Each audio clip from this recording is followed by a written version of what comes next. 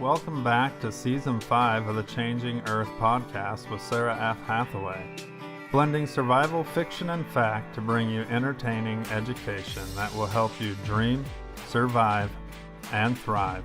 And now, here's your host, Sara F. Hathaway. Hello, and welcome back to the Changing Earth podcast. This is episode number 183, Season 5, Episode 20. So I got a super cool show for you today. Let's get into some of our nitty gritty first. The Changing Earth merchandise is on its way. I have received shipping confirmation on a lot of the items, so I'm just waiting for that to get in before I start really putting the word out there about all the cool garb that you can get. So Patreon members, I've been thinking it over, and I think I'm going to give you a 20% discount just because of all the love and support that you give the show. So I super appreciate that. Look for your discount coupon coming out on your Patreon website pretty soon. As soon as I get it here, then I can give you the discount code and we can go from there. The Endless Night, book 6 in the Changing Earth series, is just about done. It's a great book. My editor tends to think some of my stuff is pretty dark, and she agreed this is a dark story, but she really likes the story. So she's coming into the end, and it's really fun to go with the adventure, to go with her on the adventure as she's experiencing the book. So a lot of fun. Patreon members will also be receiving early release access to that book before it goes out for official sale. So look forward to that as well.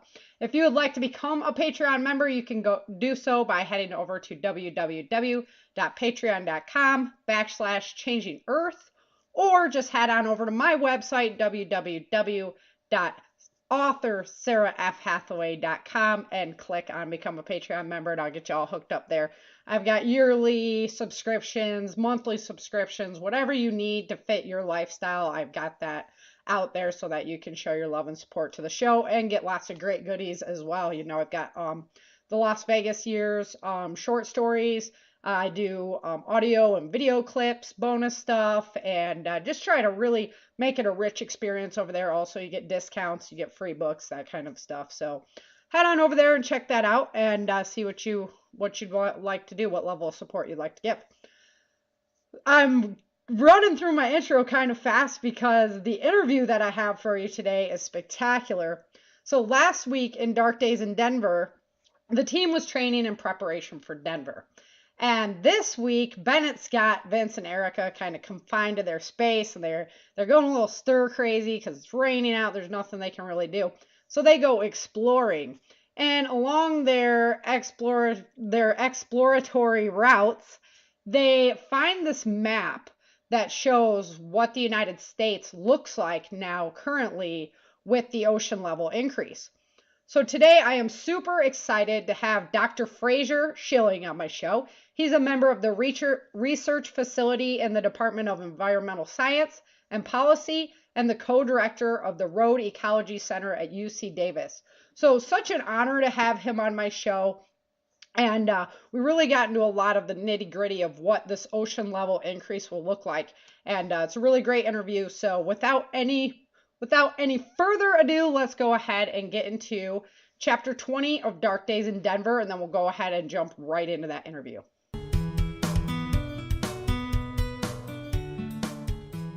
Chapter 20. The rain outside poured down in an unusually heavy downpour. Erica watched the wet officers entering the tent to get their lunches. "We could go into the weight room," Erica suggested, listening to the rain's assault on the canvas. "Sure," Vince agreed, sharing her boredom. Splashing through the puddles, they ran to the back door of the weight room. As Erica tried to shake the rain off, she noticed the room was packed with people.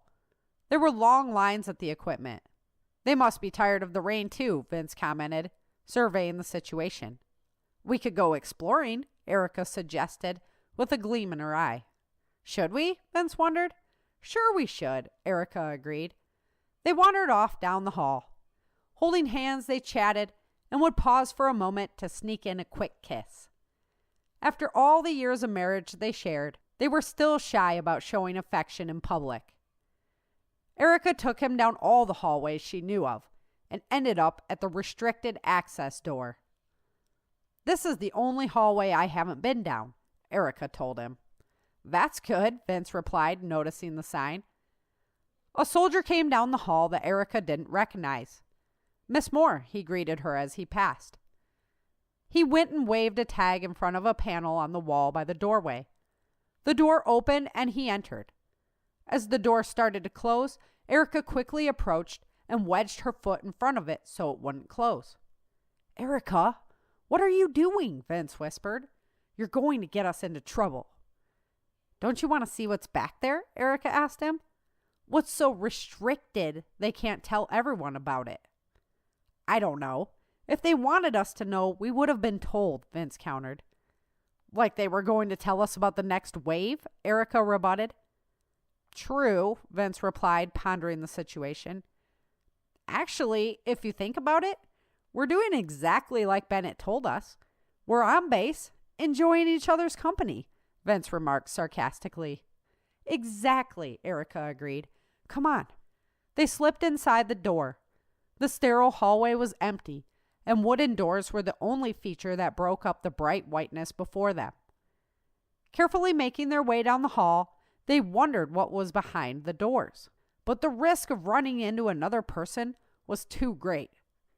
As they reached the end of the hallway, Vince asked, "Left or right?" Erica looked back and forth, shrugging. "Right," she suggested. They turned down the hall and approached part of the wall that contained a glass panel so they could see into the room. Erica heard voices coming from the other side. She peeked in and saw that a meeting was taking place. Vince tapped her on the shoulder. "Let's go to the other side so you can look in and see the corner, and I can watch down the hall." They crawled under the glass and hid back to back on the other side. Erica peeked her head up and looked in. She described the scene to Vince. "There's a gigantic map on the wall. Some guy is standing in front of it, giving a presentation. I don't recognize him. There's a group of people at two big tables that he's presenting to. Lieutenant General Merkley is in there, and some other high-ranking officials I haven't met. It's crazy, Vince. The map shows how much water has covered the U.S. It's all the way to the Wyoming border. Oh, now someone else is getting up in front of the map. Is that Brad?" Erica wondered. He was a scientist she met in Minnesota. So far, he was the only one who correctly predicted the changes the Earth was experiencing. "It is Brad." "From Millie Lax?" Vince wondered. "Yup," Erica answered. "He's pointing to the map where Yellowstone is." "Are you serious?" Vince questioned. "Erica, did you hear that?" "Sounds like the restricted access door," Erica advised him. There was a loud click that followed.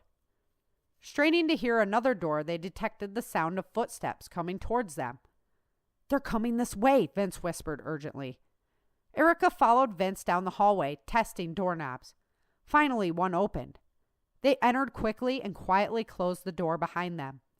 "Look, Erica, this must be the map you were talking about," Vince noted, standing up to look at the map on the wall. "Holy cow, Erica. Look how much land is gone." "Uh-huh," Erica replied, distracted. "What are you doing?" Vince wondered, watching her rifle through the desk. "Looking," Erica responded. "For what?" "Nothing, I hope. I just want to know if we can trust the men we're following," Erica told him. There were papers with unit numbers, but there were many more notebooks filled with equations and scientific theories. "It's all Greek to me," Vince said. Vince and Erica scrambled to hide behind the desk as the handle turned and the door opened. "If we know it's going to fizzle, don't you think they will know?" a man said to a woman in the hallway. "Not everyone is as smart as you, Brad," the woman answered as they entered and shut the door. They started kissing heavily once the door closed. "Hi, Brad," Erica said, popping up from the other side of the desk. He instinctually grabbed for the doorknob while sheltering the woman behind himself. Then he stopped as recognition hit him. "Erica?" he asked, turning around. "In the flesh," she replied. "Hi, Brad," Vince said, standing up beside his wife. "And Vince?" Brad noted. "Nice to see you guys, but what the hell are you doing in here?" The woman whispered something to him. "Don't worry, April. They're friends." Erica is the legendary lone survivor of Sacramento, Brad explained.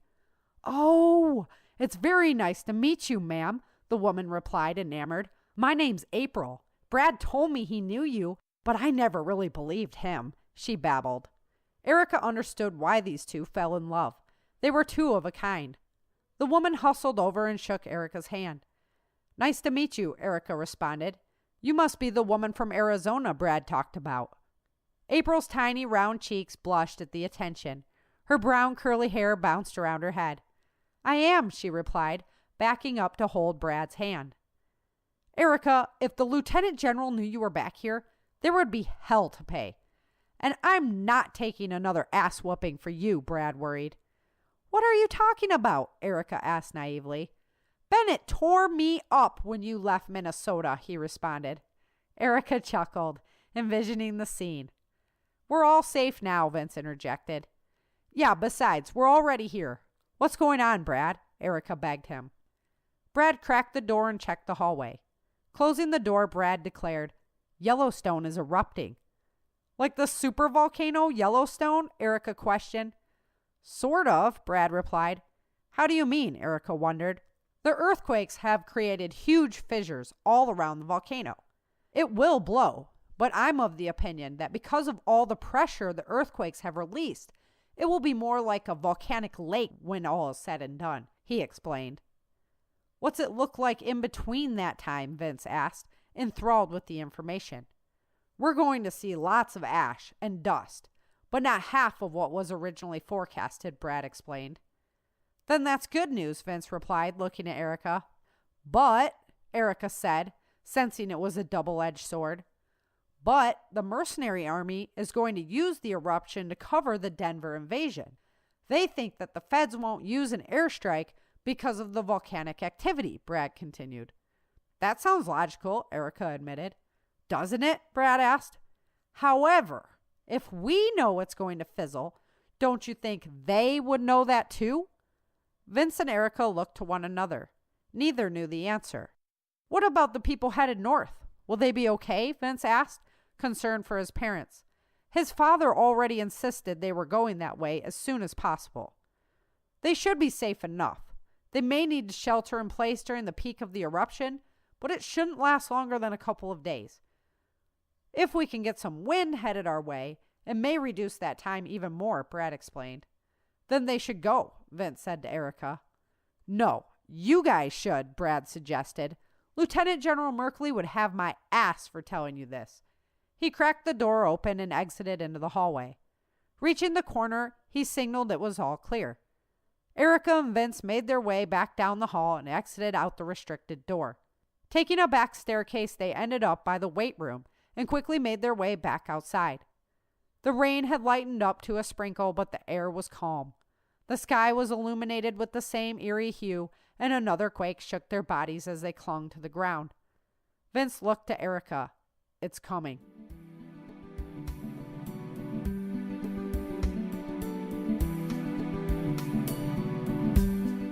All right, so armed with this new information, Vince and Erica head back home. They ran into Brad again, and Brad's always a wealth of information on what's going on. And they find the map of what the United States looks like currently. Today, I am honored to have Dr. Fraser Schilling on my show. Dr. Schilling is in the research facility in the Department of Environmental Science and Policy and co-director of the Road Ecology Center at UC Davis. His 3 areas of research include interactions between equity and water quality policy and decision-making, sustainability indicator systems, and transportation ecology. He obtained his doctorate in aquatic biology at the University of Southern California. So let's go ahead and welcome Dr. Schilling to the show. Today, I am honored to have Dr. Fraser Schilling on my show, and he is a doctor from UC Davis. And actually, just welcome to the show, and I'm going to give you over the reins so you can introduce yourself to the audience. All right, well, thanks very much. As you said, I'm over at UC Davis, and I'm in the Department of Environmental Science and Policy. I also co-direct a research center called the Road Ecology Center. In that center, we study how nature is impacted by roads, by transportation, but more recently, like over the last 5 years, we've been looking at how nature is actually impacting infrastructure, especially along the shoreline, due to sea level rise and increased wave energy and storm intensity. So my research covers those kinds of areas, and then also looking at sustainability in general and how we can foster a more sustainable lifestyle and way of being, both as a society and as a species. Perfect. That is exactly what I'm looking for. And I've been, honestly, I'm going to be honest with you. I've been looking for an individual to bring this topic to my show for a little while. So everybody talks a lot about fake news nowadays. So is the ocean level really increasing? Is this a fact? Well, yeah, in as much as we trust observations, like you drop something and it falls to the ground, that's an observation of gravity. And over the last, a little over 100 years, so before Donald Trump's father was born, I think, I'm not positive how old he is, but seas have been rising measurably since measurements started being taken over 100 years ago at Golden Gate. So, we scientists, we observe things, we measure things, and if we call that a fact, then it is a fact. Fact is, sea levels have been rising for a long time. Yeah, it's evident in a lot of the areas of the world, a lot of our coastal cities and things like that. So how do you actually measure this increase? Well, it's really challenging, and you have to separate out the rise of the ocean from its normal rising and lowering with tidal cycles. So the moon and other influences cause the ocean to move around. Storms, even whole winter seasons can cause a change in sea elevation. So you have to separate out the rise due to climate change from that sort of background rising and falling. And that's been really, the methods for doing that have been developed over the last 10 or 20 years so that we can be really confident that the single tide gauges in different places, like the one I referenced at Golden Gate Bridge, that those aren't anomalies, that actually it's the whole ocean or all the connected oceans getting higher. Mm-hmm. And so what we've seen over the last 10 or 20 years is that when we look back in time and our current situation, that the ocean is measurably increasing in elevation and is actually accelerating in its rise. Okay. And how long, you said over like 100 years that we've been measuring the actual levels and things like that? Yeah, so at Golden Gate Bridge, I think it's something like a little over 8 inches over the last century that sea levels have risen. And that doesn't sound like a lot, and except if you're in a very flat place near the ocean, maybe it isn't a lot in thinking of it like a bathtub. But the ocean doesn't act like a bathtub, or it is really a giant bathtub. If you think about when you're in the bathtub, there's wave action, there's a lot of things going on, and that's one of the big things is that as the oceans have elevated, the ability of waves to reach new areas has really changed.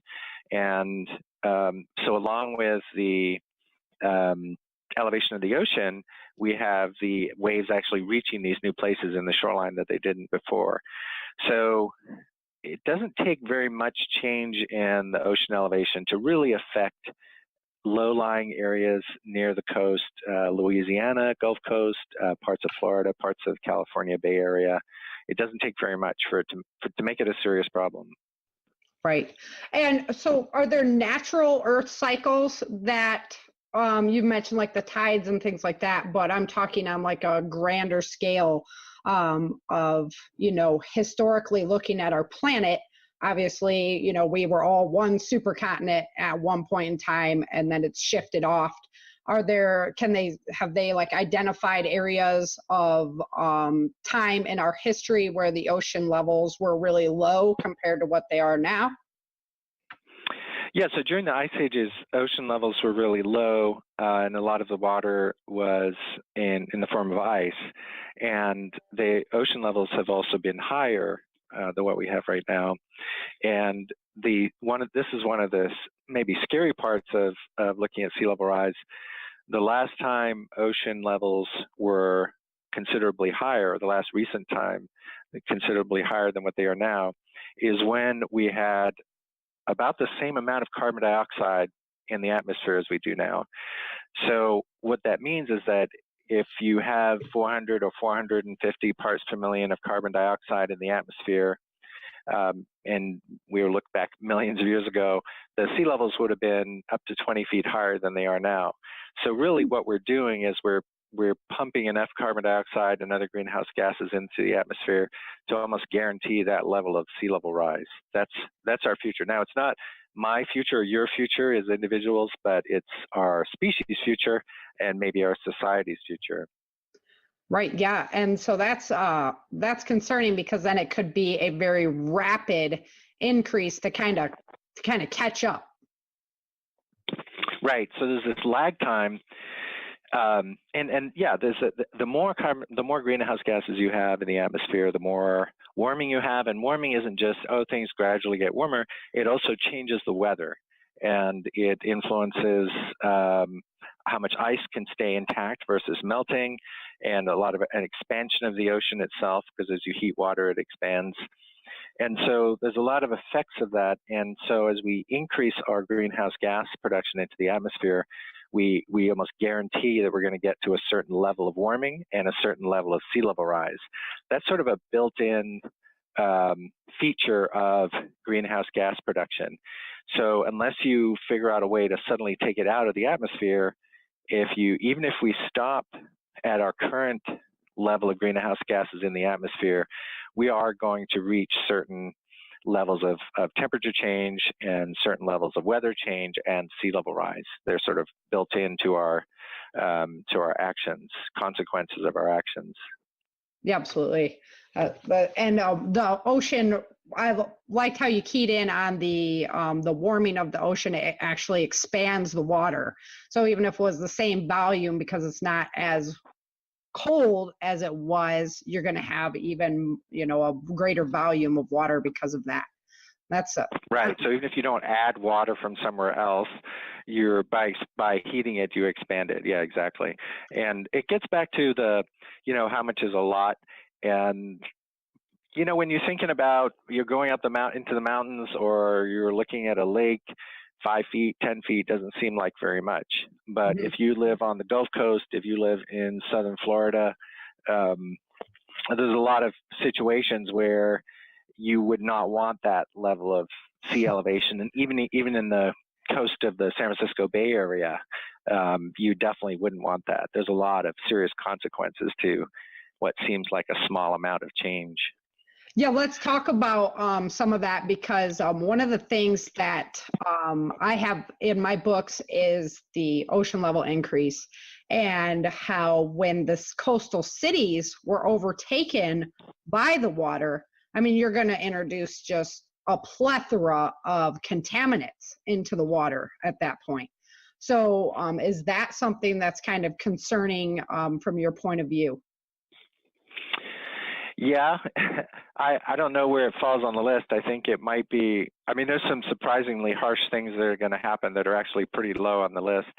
One of the harshest, I think, for us as a species is that it's almost like you don't even want to talk about it. If you start affecting property values on the coast of the United States, and start to have people foreclosing on their houses and mortgage system failures, you could drive one of the greatest depressions we've ever seen, economic depressions, just by the loss of that property value. And that's a single factor. You start throwing in the loss of transportation infrastructure, the movement of people, the change in our whole way of thinking of private property rights, because you're now losing what used to be considered, private property. And there's these really big changes, and they're going to occur all at the same time around our coastline. I think it's something like 70% of the U.S. population lives in a county that abuts the ocean. So it's going to be very, very challenging economically to not only deal with the consequences of this, like if we don't try to proactively fix it, it's going to be incredibly damaging. Even if we try to fix it or adapt to it, it's going to be very expensive It'll probably be the most expensive thing we ever do as a society, including wars, is to try to adapt to sea level rise. And that's outside the other consequences of climate change, such as increased temperature or storm intensity across the continent. Yeah, a lot of our nuclear power is also on the coastline. That's why I was like, if we have these coastal level increases and we have all these nuclear plants sitting on the coastline, then that could potentially be a concern there.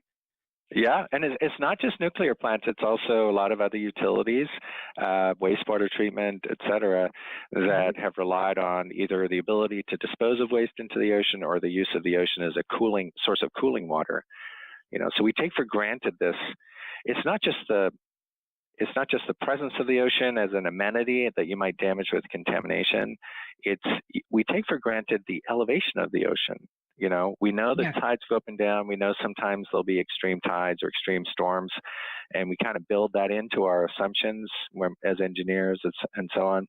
But when you change that, you have to change the whole system along the coastline. Yeah, that's rather shocking there. I didn't think about all the property, because one of the questions I was going to ask you is, so we have such a big call to let's curtail the damage that's going on, but business clicks on and money keeps getting made and people live their lives. And I don't think that humans will really react on the level that needs to be done until they absolutely have to. So one of the questions I was going to ask you is, why aren't we planning for the increase? I mean, if we can see that it's going to happen, why aren't we, kind of actively taking steps now, knowing that that's coming down the pipeline instead of trying to stop it, say?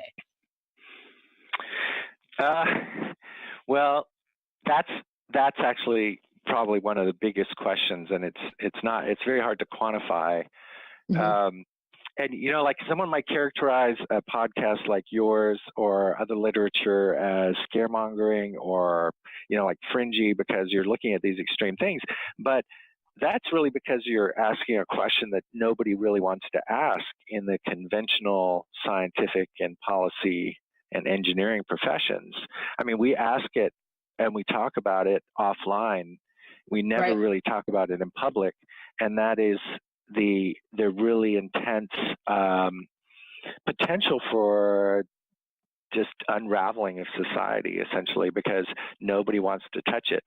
A colleague she directs a transportation entity in California, I'm not going to say who it is. She described a lot of these things as third rail, and she just wants to retire. She doesn't want to touch it. She doesn't want to deal with it. There's so many, not only the costs of trying to adapt or even mitigate the greenhouse gas and climate change effects, but when you don't do that and it starts to come apart, what the consequences of that will look like. And most people who start to get it, they just want to leave. You want to leave the room. You want to go north. You don't want to deal with it. I mean, it's really intense. Yeah. And it's like that to me should be like the thought pattern, because I'm always thinking about, okay, well, what can we do to prepare for the next thing? Getting ready, if you might have a disaster, you might have a personal disaster, a natural disaster. So if we know that the CO2 levels are there, we know it's going to happen, then, it seems to me that it should be like the natural, maybe we should think about moving nuclear power plants back away. Things like that, now before that happens. Yeah, so that's interesting. And in California, we've had. One thing that was kind of frustrating is that Governor Brown was thought of as a kind of an environmental governor, but he didn't do as much as he could have, and in some ways he wasn't as brave as Arnold Schwarzenegger, who, as a Republican governor, although I don't really believe he's a Republican, he really got this whole thing going, this whole discussion about climate change and reducing greenhouse gases. And Governor Brown really didn't move things along very far. And if anything, if you look at the Paradise Fire and what he and the legislature did for PG&E liability, they capped PG&E's liability against claims from people who were in the Camp Fire in Paradise and other similar fires as a way to protect the company. Right. And so I see those are maladaptive responses from an ecological point of view. That's not where we want to go to fix things. And I look at somebody like Ocasio-Cortez, who I can't remember her first name. She's a congressperson in New York. She's 29 years old, and she has some pretty intense suggestions or policy directions she wants to go in terms of climate change. For example, let's finally tax the rich at levels that they should be taxed and use that to start actually fixing this. So let's tackle it from the front. Let's actually name the problems and start coming up with the solutions and not just keep evading responsibility. Right. I'm putting a Band-Aid on. The Band-Aids just grow on top of each other, and then it's our children that are left with the wound still festering. So. Well, it's not just our children. I mean, I don't know how long Zillow is going to have this, but a month after the campfire, if you zoomed into Paradise, you would see homes for sale. You'd see people's living rooms and their landscaping and their assumptions about the property value and all of this. And it was such a weird experience to look at that, because all of that is gone. That's gone right now. Yeah. That's a current loss. That's not our grandchildren. And you can't lay everything immediately at the feet of climate change, but a lot of the changes that are occurring right now are consistent with what people 10 years ago forecast would start to happen. These things are starting to happen. So this is a right now kind of problem. It's not just our kids and grandkids problem. Reality knocking on the door. Yeah. Yeah. It is. And like you said, that really, when you said that, the CO2 levels are already there for us to have the high ocean levels that should be like 20 feet higher. Well, that's super concerning. I mean, that there's some kind of a stall, and you can just see that there would be like a snapback process there. So that really is concerning. That could be on the doorstep, we just don't know. Yeah, and it's not really stalled. It's not stalled. I mean, the sea levels are going up still. Mm-hmm. It's more that it's going to take a while to catch up to that. And a while means, in a couple of centuries, right? But by the end of this century, which for me is past when I'll still be alive, the oceans could be as much as 10 feet higher, according to NOAA. Yeah. That's a lot. That means nobody in those coastal communities in the Bay Area is staying put. Everybody's moving back. Oakland, Berkeley, San Jose, Foster City, Sausalito. You just go around the Bay and you can go around the country. I mean, you're looking at Houston. Yeah. They have so much oil reservoirs and stuff there. The refineries and whatnot on their coastlines, and even inland states like Michigan could be affected because it's connected through by the St. Lawrence Seaway and things like that. So you're looking at a big change. How would that affect, how do you see that affecting like the long-term health of the ocean itself? I mean, anybody who's researched the ocean knows that we could be doing a lot better on that avenue. We've got a lot of trash out there, and we're not stewarding it very well right now. What do you see happening if the increase were to happen? Well, the coastal systems are among the most productive. The near shore systems, the ones that we keep polluting, the ones that you're referring to, are incredibly productive. And they're also very visible, right? So we see them, we study them. We don't know as much about the ocean far off, but there are a couple of effects that are ocean-wide that really, they're just head and shoulders above everything else. For example, acidification of the ocean. As the ocean becomes more acid, you get less ability for anything with a calcareous skeleton, so a calcium-containing skeleton, which includes us, to form a skeleton. And that means coral and anything with shells. And you start thinking of it that way, you realize, wow, that's a lot of different things. Yeah. There's the phytoplankton, the single-celled plants that live in the ocean that provide a lot of our oxygen. They are going to have a hard time surviving. Think about that one. And then you start having the ripple effects. One thing goes out, or two things, and then everything else starts to have a hard time making it. And that's just from CO2. Then you throw warming on top of that, and you have increased stratification of the ocean, which separates the deep water from the shallow water, and increased warming of the deep ocean. There's a lot of different things that sort of start piling on. And at that point, is that like there's huge methane deposits stored beneath the ocean as well? Yeah, the class rate. Yeah, there's some pushing back and forth on that. There's been some studies that suggested that the methane that's sort of frozen in place in the deep ocean and is kept that way by low temperatures is potentially a risk of coming out, gassing off essentially.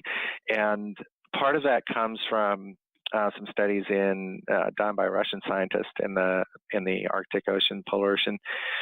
But there's been other studies that suggest that that's not as likely.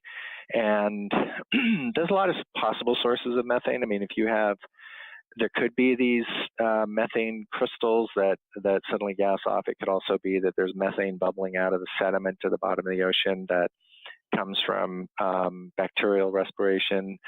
So there's a variety of sources. I suspect that as we warm the oceans deeper and deeper, we will get more methane release just because there are these multiple sources. And it seems, everything points that we are going to have more and more of that. And it's not just the methane that comes out is going to contribute to as a greenhouse gas to climate change. It's going to also accelerate its own release. By warming the atmosphere, you warm the ocean, you increase the rate of methane production, and it keeps going in a feedback cycle. And that's one of the scary things about methane, is that it could end up beyond our control. CO2 seems a little bit more in our control because we're actually making it, most of it. But when you start talking about things like that and geological feedback cycles, then it becomes much more challenging to see how we would stop it. Right. Yeah. And that's why I was like, okay, well, we've heard a lot about like stopping it, what we can do. And it doesn't seem like everybody's kind of reacting as fast as I believe they should be. Because it's just my personal point of view that our planet has these natural cycles, and we are just contributing in vast quantities to the natural cycle that's happening right now. And so it's like, well, you gotta be ready to swing with the cycle, because I don't know, there's a lot of people with a lot of opinions, and I don't see that they're going to really like put the brakes on as fast as what might need to happen for that. No. And in a lot of respects, it may not be possible to put the brakes on some things that we would really like to stop, And it's not just that we're in a natural cycle. We're actually creating a cycle ourselves by carrying out this degree of greenhouse gas production. We are manufacturing a warming period in the Earth. And there's a lot of momentum to that. Like if you warm the oceans, cooling the oceans down is a long-term process. I mean, that's decades or centuries, potentially millennia, thousands of years before you could actually cool the ocean back to some level closer to the conditions that we evolved in. Because we really evolved as our recent evolution as a species, and then our societies and our economic systems, our agricultural production, all of that is very recent. Our evolution is a little longer, but if you think about when was the Green Revolution, when were steam engines invented, when was the smartphone invented, It's just 100 years. We were talking really short. These are really short time frames, and we are not at all adapted to a world that's several degrees warmer on average, or oceans that are 10 feet or 20 feet higher. Kind of off. Do you think that the planet would counteract us, basically? So, nature always finds a way, right? If one population gets too big, there's like a counteract. And, it's my belief that if it warmed too much, we would have a lot of volcanic activity that would kick it up and basically do a forced cooling on us. Is that something that you believe could happen? Well, yeah, that's kind of that desperate optimism, right? Like, hopefully something will happen to stop us from tying destroying that ourselves. too tightly, And but there's several things that are implicit in what you're saying. Something you said earlier about what you think people should do. I don't think people don't really get it. And if they get it, it's so scary they don't want to get it. Yeah. And very few people end up in that magic place of really understanding the problem and not being so afraid of it they want to treat it, right? Yeah. And so my kids tell me, who they grew up with this stuff, and they say, look, it's kind of too much. They know it's going to affect them. They're really concerned about it. Their generation talks about it a lot, and it's really scary.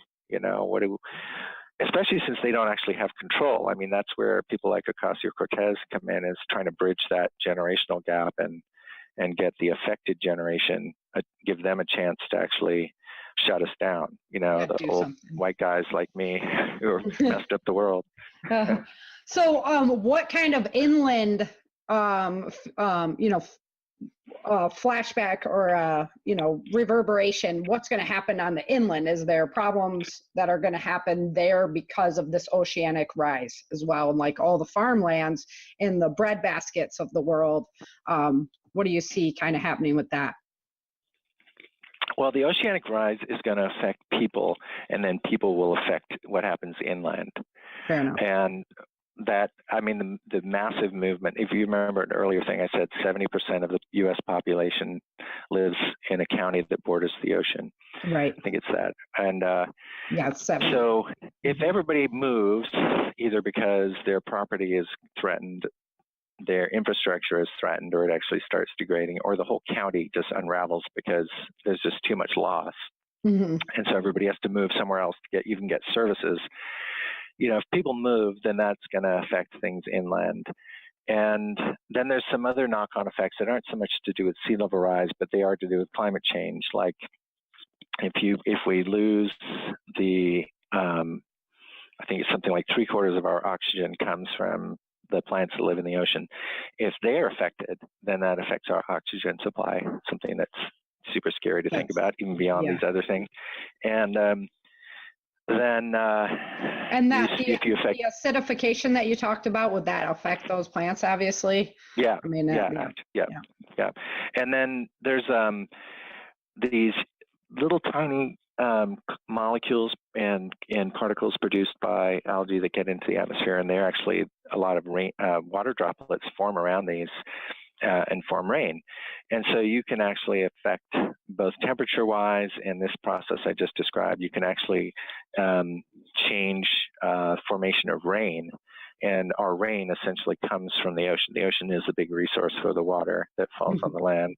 And so if you decrease that production of precipitation or change its location, then you are going to seriously impact those inland areas, because they rely on, how else do you get water to the middle of a continent if you don't transport it through the air, right?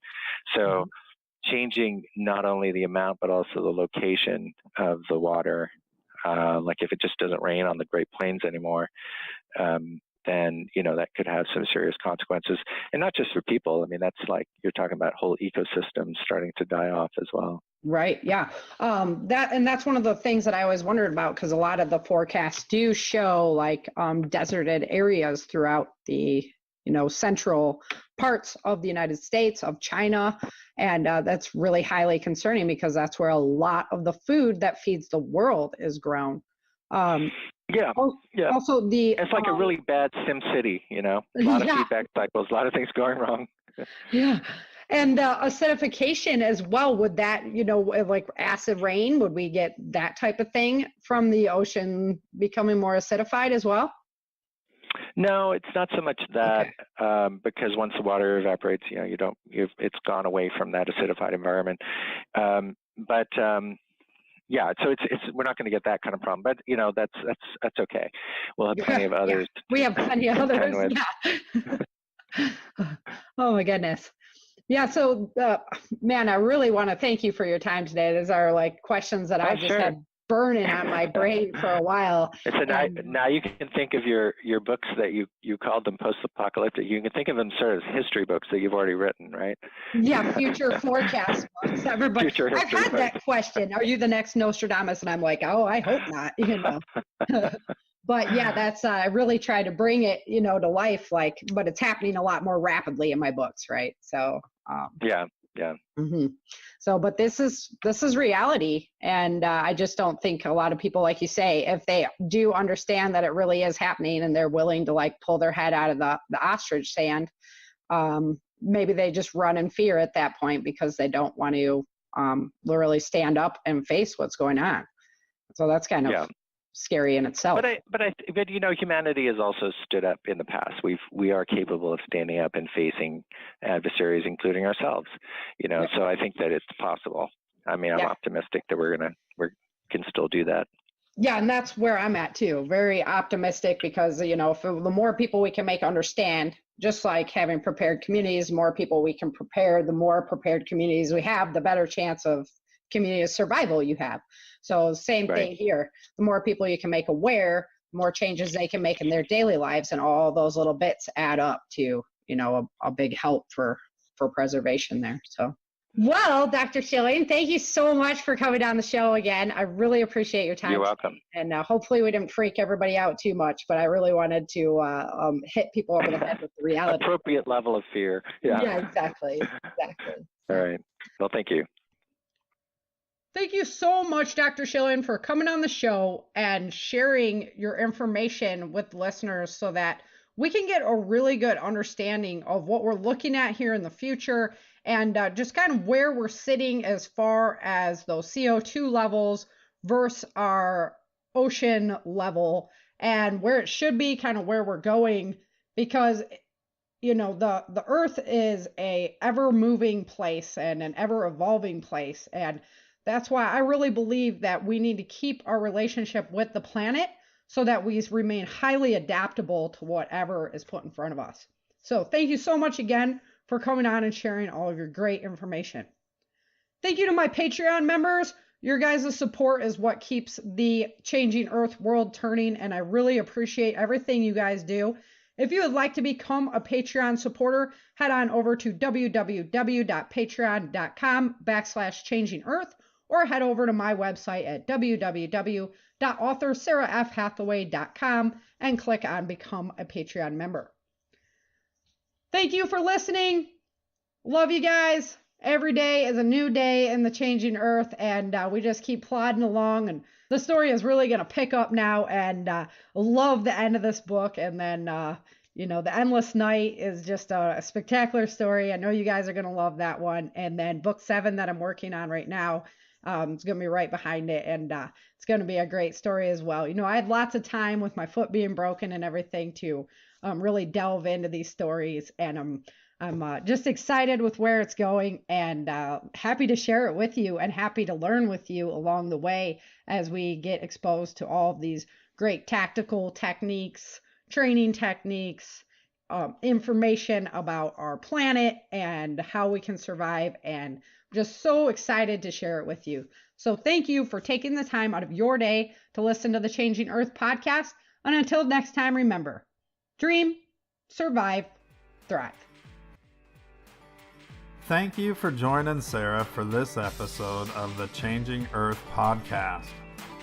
Don't forget to pick up your copy of Day After Disaster, Without Land, The Walls of Freedom, Battle for the South, and Dark Days in Denver at www.author-sarahfhathaway.com. If you love Sara's books and this podcast, please head over to Amazon or iTunes and let everyone know by leaving a review.